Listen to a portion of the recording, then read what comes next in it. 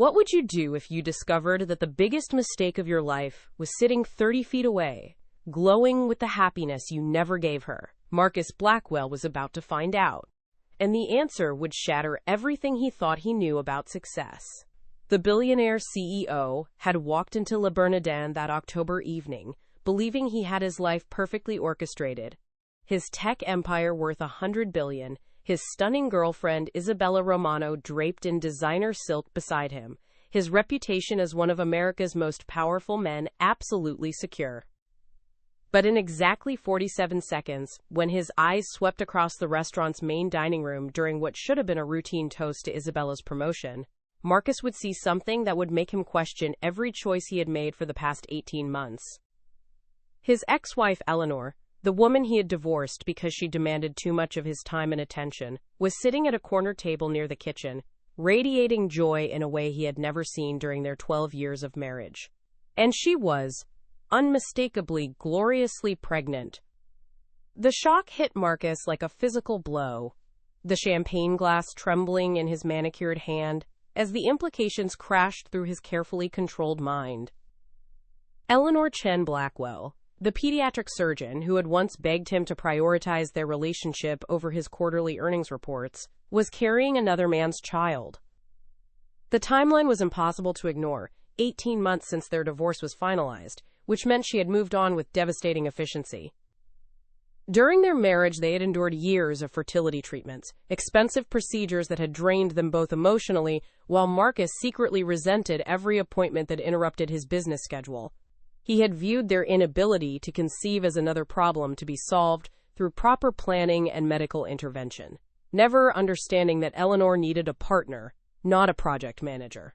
Now she was having a baby with someone else, and the radiant happiness on her face told Marcus everything he needed to know about the difference between the marriage she had wanted and the marriage he had provided. Marcus Blackwell adjusted his Armani cufflinks as the maitre d' guided him and Isabella through the gleaming corridors of Le Bernardin, Manhattan's most exclusive French restaurant.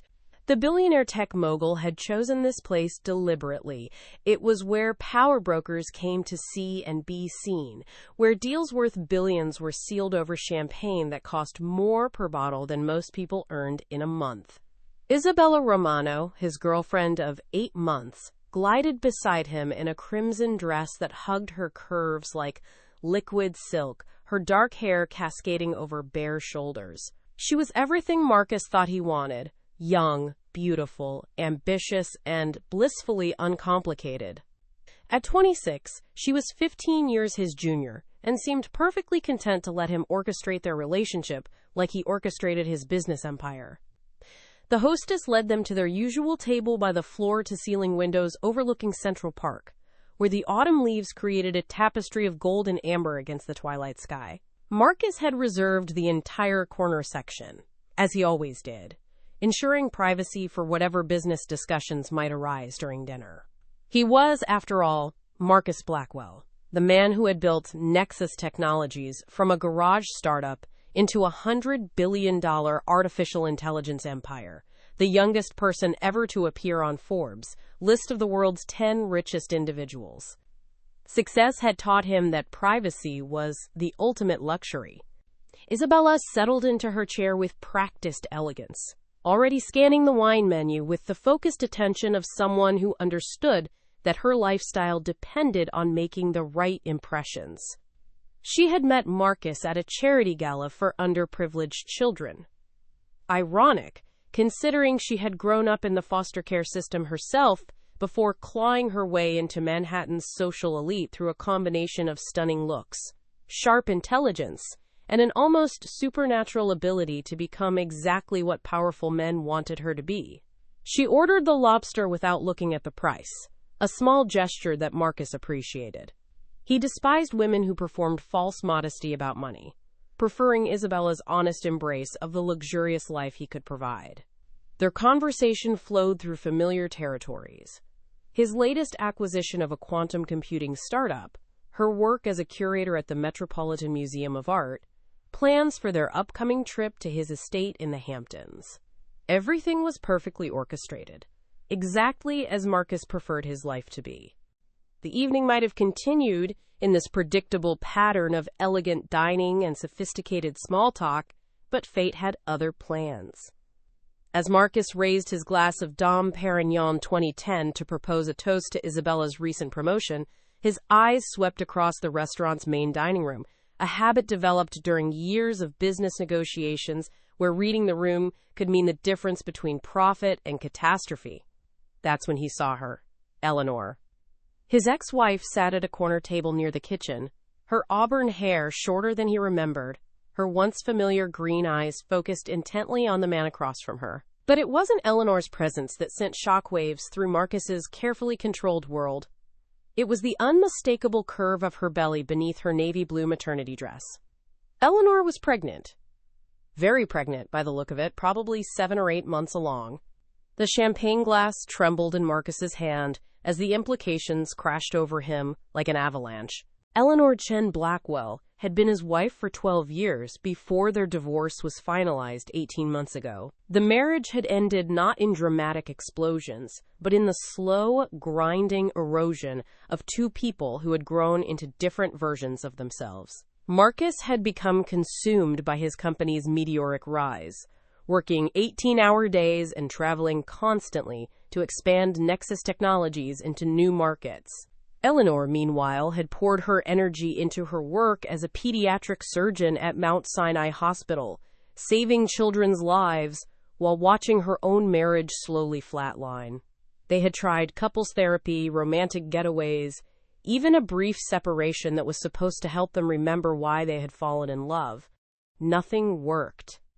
The final straw came when Eleanor discovered that Marcus had been conducting business meetings during their 10th wedding anniversary dinner, taking calls from investors while she sat alone at a restaurant table, trying to salvage what remained of their connection. The divorce had been civilized, almost businesslike. Marcus kept his company and his various properties. Eleanor kept her medical practice and their shared apartment on the Upper West Side. They had parted ways with the kind of polite efficiency that characterized most of Marcus's business transactions. But seeing Eleanor pregnant changed everything. The timeline was impossible to ignore. 18 months since their divorce was finalized, which meant Eleanor had moved on quickly. Too quickly, if Marcus was being honest with himself. During their marriage, they had tried for years to have children, enduring rounds of fertility treatments that had drained them both emotionally and physically. The failure to conceive had become another source of tension between them, another reminder that success in business didn't guarantee happiness in personal life. Eleanor had always wanted children more desperately than Marcus, who viewed parenthood as something that would eventually fit into his strategic life plan once Nexus Technologies reached certain performance benchmarks. Now, apparently, she was having a child with someone else. The sandy-haired man in the expensive suit who was holding her hand with the kind of tenderness Marcus realized he had stopped showing her years before their marriage ended. Isabella noticed the change in Marcus's demeanor immediately. She had built her career on reading subtle social cues, understanding when powerful men were distracted or uncomfortable. "Darling, you look like you've seen a ghost," she said, her voice carrying just the right note of concern mixed with curiosity. She followed his gaze across the restaurant and spotted Eleanor immediately. It wasn't difficult, given that Marcus was staring with the intensity of a man witnessing a car accident in slow motion. Isabella had seen photographs of Eleanor during their relationship, had even Googled her extensively when things between her and Marcus began getting serious. She recognized the woman instantly, and the pregnancy was impossible to miss. "Is that your ex-wife?" Isabella asked, her tone carefully neutral, despite the spike of anxiety that shot through her chest. Marcus nodded slowly, still unable to tear his eyes away from Eleanor's table. The woman who had once shared his bed, his dreams, his deepest fears about whether success was worth the price he paid for it, was now carrying another man's child. The rational part of his mind, the part that had built a business empire through calculated decisions and strategic thinking, reminded him that he had no claim on Eleanor's life anymore. They were divorced. She was free to move on, to find happiness with someone who could give her the attention and emotional presence that Marcus had been too driven to provide. But the emotional part of his mind, the part he usually kept locked away in the deepest vaults of his consciousness, was reeling from the sight of Eleanor's obvious contentment. She was glowing with that particular radiance that pregnant women were said to possess, her face more relaxed and peaceful than he remembered seeing it during the final years of their marriage. The man, sitting across from Eleanor, leaned forward to whisper something in her ear, and she laughed. A genuine, delighted sound that Marcus realized he hadn't heard from her in years. During the last phase of their marriage, Eleanor's laughter had become rare and forced, usually deployed as a social necessity during business dinners or charity events. This laugh was different, spontaneous and joyful, the kind of laugh she used to give him during their early years together, when he would surprise her with midnight picnics on the roof of their first apartment, or spontaneous weekend trips to wine country. The man with Eleanor wasn't particularly handsome. He had a kind, ordinary face with laugh lines around his brown eyes and graying temples that suggested he was probably in his mid-40s. But he was looking at Eleanor with complete attention, the kind of focused presence that Marcus realized he had stopped giving her somewhere along the path to becoming one of America's wealthiest men. Isabella cleared her throat delicately, a sound designed to recapture Marcus's attention without appearing demanding or insecure. She had learned early in life that successful men despised clingy women, but she also understood that allowing them to become completely distracted by other women was a strategic mistake. "Should we perhaps move to a different table?" she suggested, her voice carrying just enough concern to seem caring without appearing threatened. The truth was that Isabella felt very threatened indeed. She had always known that Marcus had been married before, but she had assumed that chapter of his life was completely closed. Divorce, in her experience, usually meant that two people had discovered they were fundamentally incompatible and had moved on to find better matches. Seeing Marcus's obvious shock and fixation on his pregnant ex-wife suggested that the emotional reality was far more complicated than the legal paperwork had indicated. Marcus forced himself to look away from Eleanor's table and focus on Isabella's perfectly sculpted face. She was beautiful, undeniably so, with the kind of classical features that photographed well at charity galas and business events. But looking at her now, Marcus found himself making unwelcome comparisons to Eleanor. Isabella's beauty was carefully constructed, the result of expensive skincare treatments, professional makeup, designer clothing, and probably some discreet surgical enhancements. Eleanor's beauty had always been more natural, the kind that emerged from intelligence, compassion, and an inner strength that no amount of money could purchase. Even now, pregnant and clearly in her third trimester, Eleanor possessed a luminous quality that made Isabella's manufactured perfection seem somehow hollow. Marcus made a decision that surprised even himself. Instead of requesting a different table or leaving the restaurant entirely, he stood up abruptly, his chair scraping against the polished marble floor. "I need to speak with her," he announced, his voice carrying the kind of decisive authority that had made him billions in the tech industry. Isabella's eyes widened in alarm, her carefully composed social mask slipping for just a moment to reveal genuine panic. This was not how sophisticated adults handled encounters with ex-spouses, and certainly not how billionaire tech moguls were supposed to behave in Manhattan's most exclusive restaurants. But Marcus was already moving, weaving between tables with the focused determination of a man who had built an empire by refusing to accept that anything was impossible. Eleanor looked up as Marcus approached her table, and for a moment, time seemed suspended between them. Her green eyes widened slightly, but she didn't appear shocked or upset, merely surprised, as if running into an ex-husband at an expensive restaurant was an unusual but not entirely unwelcome occurrence. The man sitting across from her, Eleanor's dinner companion, looked up with polite curiosity, clearly unaware that he was about to become part of a scene that would be discussed in Manhattan social circles for weeks to come. "Hello, Marcus," Eleanor said, her voice carrying the same calm professionalism she probably used when delivering difficult news to parents in the pediatric wing. "This is unexpected." She gestured to the man beside her with graceful efficiency. "David, I'd like you to meet Marcus Blackwell, my ex-husband." "Marcus, this is David Chen, we're engaged." The word engaged hit Marcus like a physical blow, even though he had no logical reason to feel wounded by Eleanor's decision to remarry. David Chen stood and extended his hand with the easy confidence of a man who had nothing to prove and no territorial disputes to wage. He was exactly the kind of person Marcus would have expected Eleanor to fall for after their divorce. Stable, warm, probably in a profession that actually helped people rather than simply accumulating wealth.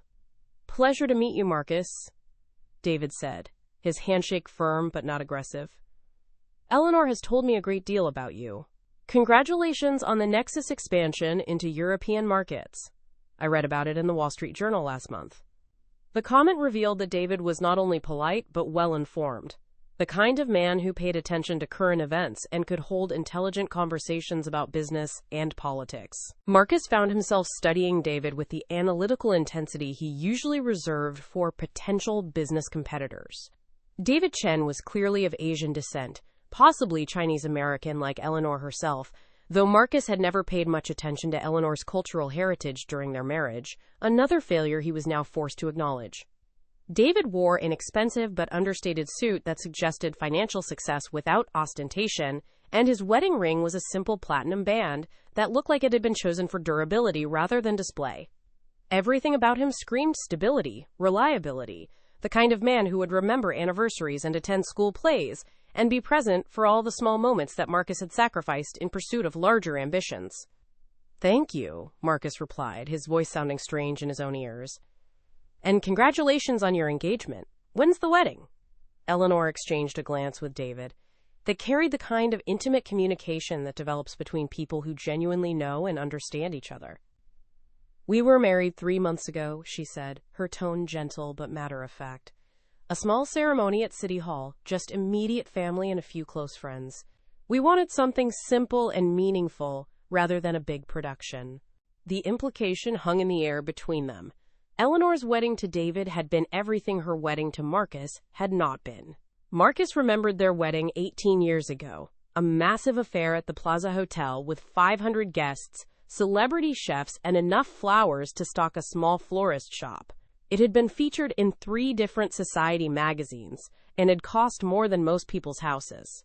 Eleanor had seemed happy at the time, but looking back, Marcus wondered if she had been performing happiness rather than experiencing it. The baby kicked, apparently, because Eleanor's hand moved instinctively to her belly, and her face lit up with the kind of pure joy that Marcus remembered from their early years together. "Active little one tonight," she murmured, and David immediately reached over to place his hand gently on her stomach, his face radiating the kind of wonder that Marcus realized he had never felt about the prospect of fatherhood. During their years of fertility treatments, pregnancy had become a project to Marcus, another goal to be achieved through proper planning, medical intervention, and strategic persistence. He had never imagined the daily miracle of feeling a child move within the woman he loved, had never considered that pregnancy might be an experience to be savored rather than simply accomplished. "When are you due?" Marcus asked, though the question felt inadequate to the magnitude of what he was witnessing. Eleanor was not just pregnant. She was radiant with pregnancy, transformed by it in ways that went far beyond the physical changes. She seemed more confident, more centered, more completely herself than she had during the final years of their marriage, when she had been trying to fit into the role of a tech mogul's wife while maintaining her demanding medical career. 6 weeks, Eleanor replied, unconsciously adjusting her position in the chair to accommodate her changing body. "We're having a daughter." The pronoun "we" struck Marcus with unexpected force. Eleanor and David were a unit, a team preparing to welcome their child together. Marcus tried to imagine what that felt like, the shared anticipation, the joint planning, the intimate conversations about hopes and fears for their daughter's future. During his marriage to Eleanor, he had been so focused on the external trappings of success that he had missed the internal experience of partnership. He had provided financial security and social status, but he had never truly collaborated with Eleanor on building a life together. David smiled at Eleanor with undisguised adoration. "We're still arguing about names," he said, his tone playful and affectionate. "Eleanor wants something classical and elegant. I'm lobbying for something that reflects her mixed heritage. We're making progress toward a compromise." The casual intimacy of this comment The acknowledgement that they disagreed about something, but were working together to find a solution, highlighted everything that had been missing from Marcus's marriage to Eleanor. They had rarely disagreed about anything during their final years together, mainly because Marcus made most decisions unilaterally, and Eleanor had stopped bothering to voice alternative opinions. Marcus became aware that other diners were beginning to notice their impromptu reunion. A few people had recognized him, and he could see smartphones being discreetly positioned to capture photographs of the billionaire CEO having an intense conversation with his pregnant ex-wife, while his current girlfriend sat alone at their table. The potential for social media disaster was enormous. Marcus could already imagine the headlines and gossip column speculation about his reaction to Eleanor's pregnancy. But for the first time in years, Marcus found that he didn't care about public relations consequences or damage control strategies. Standing beside Eleanor's table, watching her prepare to become a mother with a man who clearly cherished her, Marcus was forced to confront the possibility that he had made the wrong choice in prioritizing his business empire over their marriage. Eleanor seemed to sense his internal struggle, because her expression softened with the kind of compassion she had always shown toward people who were suffering.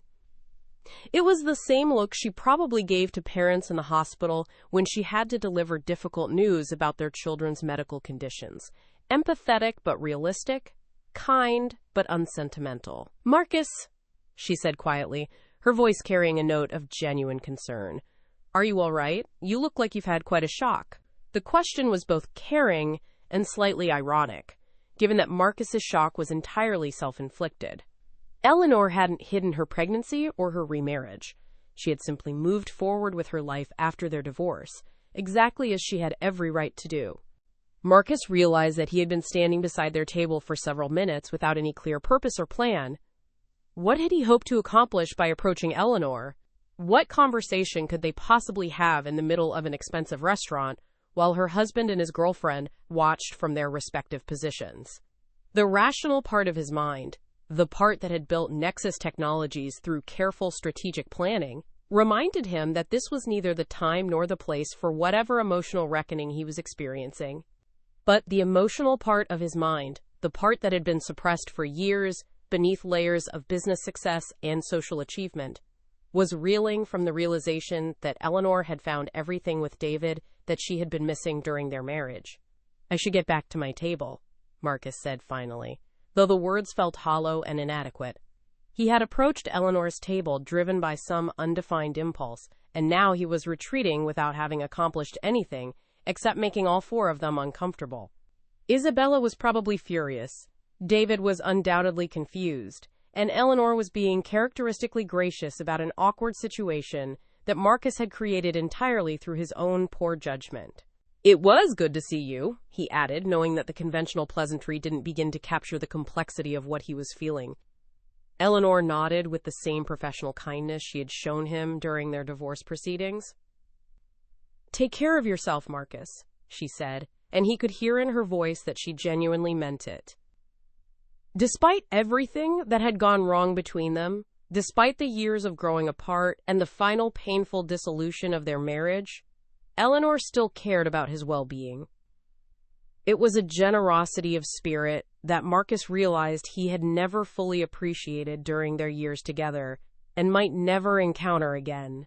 David stood to shake Marcus's hand once more, displaying the kind of social grace that suggested he was comfortable with complicated situations and confident enough in his relationship with Eleanor to treat her ex-husband with respect rather than suspicion. As Marcus walked back to his table, he could feel Eleanor's eyes following him, not with longing or regret, but with the kind of concerned attention she might give to any former acquaintance who seemed to be struggling with unexpected news. The distance between Eleanor's table and his own seemed to stretch infinitely, giving him plenty of time to contemplate the magnitude of what he had just learned. Eleanor was not just moving on from their marriage. She had moved on completely, building a new life with a man who could apparently provide everything that Marcus had failed to give her. The baby she was carrying represented the final proof that their shared past was exactly that: past, finished, irretrievable. Isabella's face was a masterpiece of controlled fury when Marcus finally returned to their table. She had spent the past 10 minutes watching her boyfriend have an obviously emotional conversation with his pregnant ex-wife, while the entire restaurant whispered and speculated about the drama unfolding before their eyes. Her phone had already buzzed with 3 text messages from friends who had spotted Marcus's impromptu reunion with Eleanor, and she knew that by tomorrow morning, the incident would be featured in at least 2 gossip blogs. "Well," she said, her voice carrying the kind of icy precision that warned of deeper storms brewing beneath her composed surface. "That was quite a performance. Should I expect to read about it in page 6 tomorrow?" Her question was perfectly reasonable, given the circumstances, but Marcus found himself irritated by her focus on public relations, rather than the emotional significance of what had just occurred. Marcus slumped into his chair with uncharacteristic gracelessness, his usual commanding presence deflated by the weight of realizations he wasn't prepared to process. The champagne in his glass had gone flat during his absence, a fitting metaphor for how quickly the evening had deteriorated from elegant sophistication to emotional chaos. "She's married," he said, his voice carrying a note of disbelief that surprised even himself. "Married, and having a baby in 6 weeks. I had no idea." The admission revealed how completely Marcus had cut himself off from Eleanor's life after their divorce. How thoroughly he had assumed that his own ability to move forward meant that she would remain somehow frozen in time, waiting for him to decide whether he had made a mistake. Isabella's expression shifted from anger to something approaching panic. She had built her relationship with Marcus on the assumption that his ex-wife represented a closed chapter, a learning experience that had prepared him to appreciate Isabella's particular blend of beauty, sophistication, and emotional availability. The idea that Eleanor might still occupy emotional territory in Marcus's heart was terrifying, not just because it threatened Isabella's security, but because it suggested that Marcus was capable of depths of feeling that he had never shown toward her. "Marcus," she said carefully, "what exactly are you saying? Are you having second thoughts about us because you saw your ex-wife with another man?" The question forced Marcus to confront the uncomfortable truth about his relationship with Isabella. He cared for her, certainly, and he enjoyed the companionship, the social compatibility, a life with someone who shared his appreciation for luxury. But seeing Eleanor with David had illuminated the difference between caring for someone and truly loving them, between enjoying someone's company and building a life with them. Isabella was perfect for the life Marcus had constructed around his business success, but she had never challenged him to become a better person, had never forced him to examine whether his priorities were aligned with his deepest values. Eleanor had done both, which was probably why their marriage had ultimately failed. Marcus had been unwilling to make the changes that true partnership would have required. "I don't know what I'm saying," Marcus admitted, a level of honesty that was unprecedented in their relationship. Isabella was accustomed to Marcus's decisive leadership, his ability to analyze complex situations and formulate clear strategies. This uncertainty was foreign territory for both of them, and Isabella's discomfort was visible in the way she gripped her wine glass and glanced around the restaurant to assess how many people were witnessing Marcus's emotional unraveling. She had not signed up to be the supportive partner who helped a powerful man work through his feelings about his ex-wife, and she certainly had not anticipated competing with the ghost of a relationship that had supposedly ended 18 months ago. As they sat in increasingly uncomfortable silence, Marcus became aware that Eleanor and David were preparing to leave. David helped Eleanor into her coat with the kind of gentle attentiveness that spoke of genuine care rather than performative chivalry, and Eleanor moved with the careful grace of a woman in her 3rd trimester who had learned to accommodate her changing body. They made a striking couple, not because they were particularly glamorous or photogenic, but because they radiated the kind of contentment that money couldn't purchase. Marcus watched them walk toward the restaurant's exit, David's hand resting protectively on Eleanor's lower back, both of them glowing with the anticipation of parents about to welcome their first child. Just before they reached the door, Eleanor turned back toward Marcus's table. Their eyes met across the crowded restaurant, and for a moment, Marcus saw something in her expression that might have been pity or sympathy, or simply the recognition that they had both made choices that had led them to very different places. She raised her hand in a small wave, not a gesture of longing or regret, but a final acknowledgement of their shared past, and a peaceful farewell to whatever connection had once existed between them. Then she was gone, disappearing into the Manhattan evening with her husband and their unborn daughter, leaving Marcus to confront the full magnitude of what he had lost and what he had chosen instead. Isabella watched this silent exchange with the sharp attention of a woman who understood that her entire future was being decided by emotional currents she couldn't control or influence. When Eleanor and David disappeared from view, she turned back to Marcus with an expression that mixed determination with barely concealed desperation. "Marcus," she said, her voice carrying forced brightness that couldn't quite mask her underlying anxiety. "I think we should take that trip to the Hamptons this weekend. Get away from the city, spend some quiet time together, remember why we're so good for each other." Her suggestion was transparently strategic, an attempt to remove Marcus from any environment where he might encounter reminders of Eleanor, and to create circumstances where Isabella could reassert her importance in his life.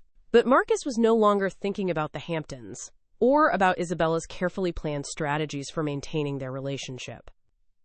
He was thinking about the conversation he had never had with Eleanor during their marriage. The conversation where he might have asked her what she needed from him, what changes he could make to become the kind of partner she deserved.